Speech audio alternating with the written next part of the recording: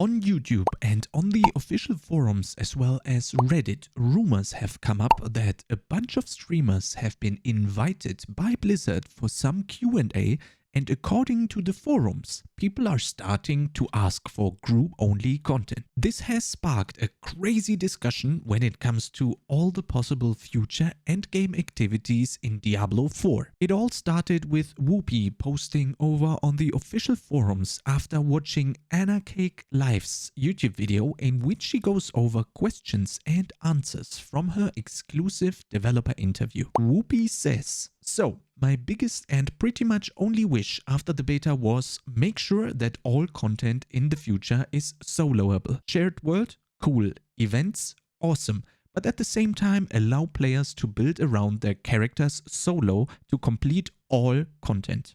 Whoopi also says that in his opinion it's a terrible idea because gating content from solo players is just a terrible decision. In Life's video, she says that in her interview the developers said they are thinking about adding more stuff that a clan could be doing together, since at the moment clans are really only there for social interactions. This opens up tons and tons of speculation potential when it comes to the future of Diablo 4's endgame content. One of the ideas that was brought to the developers in the Q&A meeting was that it would be really awesome to organize clan world boss raids together. She also says that the developers said they liked the idea and will therefore pursue it. The opinions on this controversial topic couldn't stray farther from each other.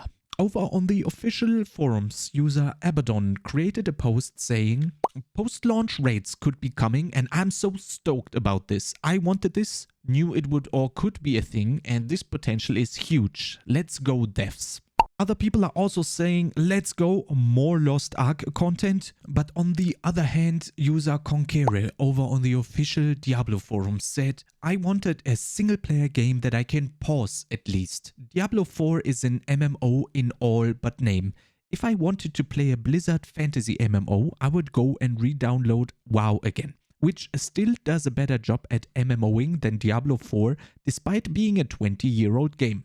And I can clearly see the concepts that were borrowed from WoW, PvP zones, dungeon instances, world events and a few others. But it is clear that Diablo 4 launches with Nightmare Dungeons, world bosses, Hell Tides, Whispers of the Dead and Fields of Hatred as endgame activities. This will already be a lot of content up until the start of Season 1.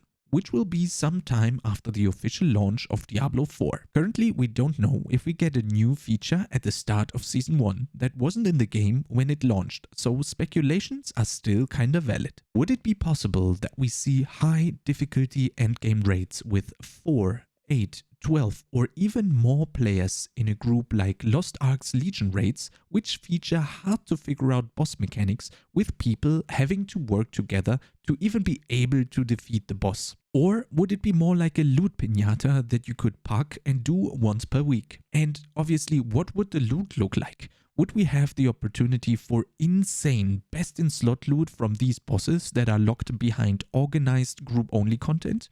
Or would we only get cosmetic stuff without any power benefits? User External Presence 204 over on Reddit says, "Locking the best gear behind multi-person raids would be a deal killer for me personally. If I wanted that, I'd still be playing World of Warcraft." I am very curious if you, the viewer, would like or hate something like this, so please let me know down in the comments how you would feel about possible raids or general MMO elements in Diablo 4.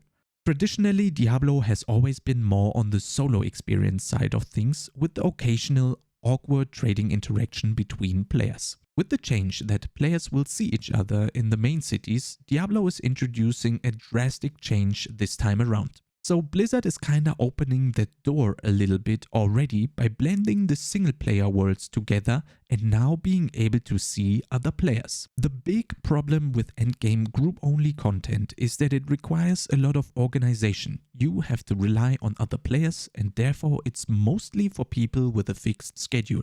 This kinda defeats the traditional idea of ARPGs or Diablo in general, since it has been a single-player focused game in the past. There are a lot of players advocating for and against raids in Diablo 4, For now, we only know one thing really. The possibilities for tons and tons of features are there for Diablo 4 to explore. Just look at the evolution from Diablo 3's launch state to what it has become now. For now, we can just wait and see. If you want to pass the time until the Diablo 4 launch with more content similar to this, make sure to subscribe to the YouTube channel and I'll see you next time.